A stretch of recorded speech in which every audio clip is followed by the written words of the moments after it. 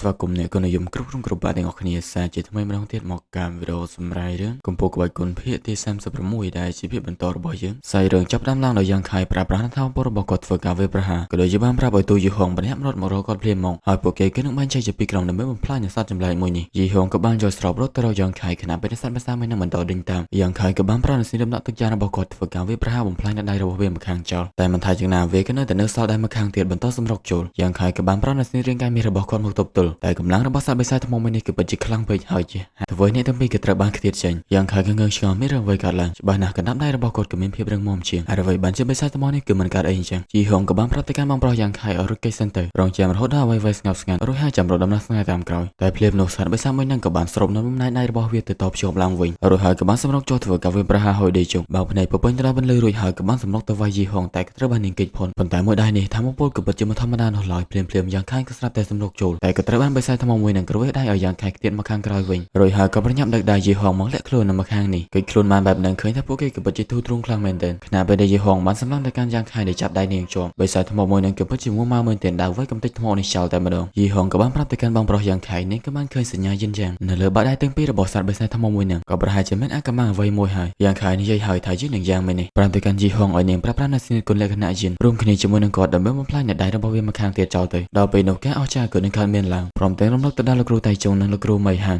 រួចហើយយ៉ាងខៃក៏បានអូសដៃនាងចេញមកខាងក្រៅក្រោយពីឃើញដូច្នេះសត្វបិសាចថ្មមួយនឹងក៏បានសម្រុកចូលធ្វើការវាយប្រហារតែម្ដងយ៉ាងខៃខណៈពេលដែលខ្ទៀតចេញនៅផងដែរក៏បានប្រាណស្នេហ៍ដំណាក់ទឹកយ៉ាងរបស់គាត់ធ្វើការវាយប្រហារយីហងនាងក៏បានប្រាណស្នេហ៍ថាមពលយិនរបស់នាងធ្វើការវាយប្រហារទៅដូចគ្នាតែមិនថាយ៉ាងណាសត្វបិសាចថ្មមួយនឹងក៏នៅតែបន្តស្រែកក្រហមជាហេតុធ្វើឲ្យអ្នកទាំងពីរក៏ត្រូវបានខ្ទៀតចេញសម្រុកចូលទៅសាជាថ្មីយ៉ាងខៃថាមពលយ៉ាងយីហងថាមពលយិនរួមគ្នាវាយប្រហារទៅកាន់ដៃរបស់វាសងខាងនៅទីបំផុតឃើញថាក៏អាចកម្ចាត់វាបានពិតមែនតែស្របគ្នាសម្លឹងទៅកាន់អ្នកដទៃទៀតក៏កំពុងតែត្រូវបានសត្វបិសាចមួយនឹងវាយដំច្រំធាក់ការបើដូច្នេះអ្នកទាំងពីរក៏បានសម្រេចចិត្តទៅជួយម្នាក់នេះគេក៏បានទប់ទល់ជាមួយនឹងសត្វបិសាចថ្មមួយខណៈពេលដែលម្នាក់នេះរៀបនឹងស៊ីមួយដៃទៅហើយក៏ត្រូវបានយ៉ាងខៃនិងយីហងមកជួយសង្គ្រោះទន់ម្នាក់នេះគេក៏ស្រាប់តែញញឹមខណៈពេលដែលសត្វបិសាចមួយនឹងបានវាយប្រហារមកគេក៏បានគេចខ្លួនរត់សម្ដៅទៅកាន់អបិម៉ាំខណៈពេលដែលគេស្រែកឲ្យប្រយ័ត្នអបិនឹងគេក៏ស្រាប់តែបានគេចខ្លួនចេញទៅដែលបន្សល់ទុកនៅកណ្ដាប់ដៃរបស់សត្វបិសាចថ្មធ្វើការវាយប្រហារបណ្ដាលឲ្យគេក្អួតឈាមខណៈពេលនោះបិសាចថ្មមួយទៀតក៏បានវាយអ្នកទាំងពីរនេះខ្ទៀតរួចហើយមកទៅកាន់អបិនោះមួយដៃចំកណ្ដាលមាត់សម្រុកទៅតាមរៀបនឹងដាក់ថែមទៅហើយគេត្រូវបានយ៉ាងខៃប្រាប់ប្រាណស្នេហ៍រាងកាយមានរបស់កូនជន់ទៅកាន់ក្បាលវាមួយជើងមិនដាល់ឲ្យវាដូចជារៀងងឹតមុខឃើញនៅឆ្នាំម្នាក់នេះគេក៏មានអាការភ្ញាក់ផ្អើលផងដែរយីហងក៏បានប្រាប់ទៅកាន់បងប្រុសយ៉ាងខៃទុកឲ្យនាងគឺជាអ្នកជួយទៅអ្នកទាំងពីរក៏បានរួមគ្នាបំផ្លាញអ្នកសត្វបិសាចថ្មនេះចោលមួយទៀតដែលឡែកក្លែកមកកាន់ឡានជួទីនេះឃើញតែនាងក៏ពិតជាពិបាកទប់ទល់មែនទែនហើយដែលថាពួកគេក៏បានរកកម្មវិធីសហាយទៅដឹងហើយវាក៏ប្រហែលជាតាក់ទងទៅនឹងនិមិត្តសញ្ញាយិនយ៉ាងការបដូច្នេះក៏បានហៅនាយកឲ្យមកនេះរួមគ្នាជាមួយនឹងនាងដើម្បីវាបំផ្លាញនិមិត្តសញ្ញាយិនយ៉ាងនៅលើខ្លួនសត្វបិសាចថ្មទាំងអស់នោះរួចហើយនាងក៏បានសម្រុកចូលវាប្រហារទៅកាន់សត្វបិសាចថ្មនឹងមួយដៃខ្ទៀតចេញខ្លួនឯងនាយកគេក៏បានមកជួយដូចគ្នាដែរអ្នកទាំងពីរបន្ទាប់ពីខ្ទៀតចេញរួចហើយក៏បានសម្រុកចូលប្រាប់ប្រាណរន្ទះជើងធ្វើការវាប្រហារជួទីនាងក៏បានប្រាប់ប្រាណរន្ទះដៃសម្រុកចូលធ្វើការវាប្រហារទៅកាន់និមិត្តសញ្ញាយិនយ៉ាងដូចជាយ៉ាងខៃដែរនៅទីបំផុតឃើញថាក៏អាចបំផ្លាញវាបានពិតមែនតែបែបនេះពួកគេក៏អស់កម្លាំងណាស់ដែរខណៈពេលដែលយ៉ាងខៃប្រាប់ប្រាណថាមពលរបស់គាត់ជាព្យាបាលទៅកាន់ម្នាក់នោះរួចហើយក៏បានងក់ក្បាលរាទៅកាន់ជួទីនាងក៏បានងក់ក្បាលដូចគ្នាដែរតែខណៈពេលនោះនាងក៏សាកទៅបានប្រទះឃើញនៅរបស់អ្វីម្យ៉ាងភ្លឺដែលដូចជារូបចម្លាក់ស្ថិតនៅក្នុងរាងកាយរបស់បិសាចថ្មទាំងអស់នេះជួទីក៏ដឹងថាវាគឺជាអាវុធដែលមានគុណលក្ខណៈសម្បត្តិយ៉ាងកម្រិតទាបនាយកពេលនោះគេក៏ទទួលបានមួយដូចគ្នាដែរដែលវាក៏ប្រហែលជាអាវុធដែលមានលក្ខណៈសម្បត្តិយិនរំលឹកថាគេគឺបានហ្វឹកហាត់នៅស្នេហ៍គុណលក្ខណៈសម្បត្តិយ៉ាងតាំងពីក្មេងនិយាយទៅកាន់បងស្រីចុះបើយើងដូចគ្នាតែយើងមិនដែរតែយីហងនេះគឺមិនយល់ស្របនោះឡើយក៏ព្រោះថាកំណត់ទ្របលក្ខណៈសម្បត្តិយ៉ាងនេះបងប្រុសយ៉ាងខៃគឺជាអ្នកដែលបានកម្ចាត់យ៉ាងច្បាស់ហើយដូច្នេះហើយគឺគួរតែប្រគល់វាមកឲ្យគាត់ជួទីប្រកមកនាងនិយាយបែបនេះអីក៏ព្រោះថាបិសាចថ្មទាំងអស់នេះគឺត្រូវបានកម្ចាត់ដោយមនុស្សទាំងអស់គ្នាដែលធ្វើការជាមួយគ្នាដូច្នេះហើយវាគឺពិតជាពិបាកនឹងនិយាយថាគឺជារបស់អ្នកណាណាពួកយើងក៏បានដឹងពីចំណុចខ្សោយរបស់វាផងដែរហើយក៏មានបិសាចថ្មជាច្រើននៅទីនេះបើសិនជាអាចទទួលបានអាវុធបែបនេះលើកក្រោយនាងគឺនឹងប្រគល់ទៅកាន់ពួកគេម្នាក់មួយតែម្ដងយ៉ាងខៃក៏បានយល់ស្របតែសមងក្រោយមកឃើញថាយ៉ាងខៃក៏ត្រូវបានសត្វបិសាចថ្មជាច្រើនតាមប្រមាណប្រឲ្យពួកគេប្រញាប់ចេញពីផ្លូវរបស់គាត់ភ្លាមទៅក៏ព្រោះថាសត្វបិសាចទាំងអស់នេះគឺពិតជាច្រើនខ្លាំងណាស់ជួទីឃើញដូច្នេះក៏បានដឹកនាំអ្នកគ្រប់គ្នាទៅតាមបន្ទាប់មកពួកគេក៏បានអនុវត្តទៅតាមផែនការដោយរួមគ្នាវាប្រហារទៅកាន់និមិត្តសញ្ញាយិនយ៉ាងនៅលើដៃរបស់វាហើយឃើញថាបិសាចថ្មជាច្រើនក៏ត្រូវបានកម្ចាត់តែសមងក្រោយមកទៀតនាយូក៏បានរកហើយថាយ៉ាងខៃគឺពិតជាអស្ចារ្យខ្លាំងណាស់ដែលបាននាំអ្នកសត្វបិសាចថ្មជាច្រើនមកកាន់ទីនេះនៅក្នុងពេលតែមួយដែលធ្វើឲ្យពួកគេគឺសឹងតែអស់ជីវិតយ៉ាងខៃលើដូច្នេះក៏បានឆេះតែម្ដងជួទីក៏បាននិយាយផងដែរថាសត្វបិសាចថ្មទាំងអស់នេះគឺត្រូវបានកម្ចាត់ក៏ប៉ុន្តែនាងគឺទទួលបានតែអាវុធយិនយ៉ាងចំនួន2នោះទេវាហាក់ដូចជាថាសត្វបិសាចថ្មទាំងអស់នេះគឺមិនមែនសុទ្ធតែមានអាវុធទាំងអស់នេះនោះឡើយនាយូក៏នៅតែរអ៊ូថាយ៉ាងខៃគឺបាននាំបិសាចថ្មជាច្រើនមកកាន់ទីនេះនៅក្នុងពេលតែមួយហើយក៏បានចំណាយកម្លាំងរបស់ពួកយើងជាច្រើនដើម្បីកម្ចាត់ក៏បើដូច្នេះអាវុធ4នេះវាគឺគួរតែសម្រាប់ពួកយើងទាំង4នោះទេព្រោះថាយ៉ាងខៃក៏បានរួមចំណែកទៅទូចហើយគេគិតថាពួកយើងគឺមិនចាំបាច់ត្រូវការអាវុធទាំងនេះទៀតនោះឡើយតែយីហងនាងក៏មិនយល់ស្របនោះឡើយក៏ព្រោះថាចំណុចខ្សោយរបស់សត្វបិសាចថ្មនេះគឺត្រូវបានរកឃើញដោយបងប្រុសយ៉ាងខៃហើយគេក៏ជាអ្នកដែលសុំមកយ៉ាងខៃតែធ្វើរឿងដ៏គ្រោះថ្នាក់ ណៈមួយនេះហើយអ្វីបានជាឲ្យនិយាយថាបងប្រុសយ៉ាងខែគឺមិនបានរួមចំណែកអ្វីទៅវិញនេះយូក៏នៅតែរំលឹកលើកនេះបើសិនជាបងប្រុសយ៉ាងខែសុកចិត្តបោះបង់នោះពួកគេក៏នឹងសុកចិត្តផ្ដល់ប្រាក់ទៅឲ្យគាត់ទៅចុះហើយនិយាយចេញមកគឺចង់មើលស្រាវជីវភាពយ៉ាងខៃតែម្ដងយីហងក៏នៅតែមិនព្រមអាវុធវិញ្ញាណមានតម្លៃមិននឹងអាចដូរជាមួយនឹងប្រាក់បានទៅជូទីក៏បាននិយាយផងដែរថាឡាមរតកនេះគឺពោពេញទៅដោយភាពចម្លែកកុំឲ្យគ្រាន់តែរឿងអាវុធប៉ុណ្ណឹងមកបំបីបំបាក់សាមគ្គីរបស់ពួកគេអីហើយនាងក៏នឹងសន្យាជាមួយនឹងសិស្សប្អូនយ៉ាងបើសិនជានាងបានរកឃើញអាវុធថ្មីនិងចំណេញក្បាច់គុណថ្មីនៅពេលក្រោយនោះនាងក្រឹមប្រគល់ឲ្យយ៉ាងខៃមុនគេតែបើសិនជាពួកគេរកមិនបានវិញនោះនៅពេលដែលត្រឡប់ទៅកាន់វិមានលេងសៀវវិញនាងក៏នឹងផ្ដល់សំណងទៅកាន់សិស្សប្អូនជាទីគប់ចិត្តសូទៅកាន់យ៉ាងខៃថាយល់យ៉ាងណាដែរបណ្ដាលឲ្យយីហងនាងគឺពិតជាមុំមកជាខ្លាំងតែយ៉ាងខៃប្រាប់ថាមិនអីនោះឡើយធ្វើតាមសាច់ច្បងនិយាយទៅដោយសារតែបែបនេះជូទីនាងគឺនឹងដឹកនាំពួកគេបន្តដំណើរទៅមុខទៀតតែនាងយូគេក៏បាននិយាយទៀតហើយថាសាច់ច្បងឡើងគឺជាអ្នកដែលខ្លាំងជាងគេនៅក្នុងចំណោមពួកយើងយូល្អក៏គួរតែឲ្យអ្នកផ្សេងគឺជាអ្នកនាំផ្លូវទៅ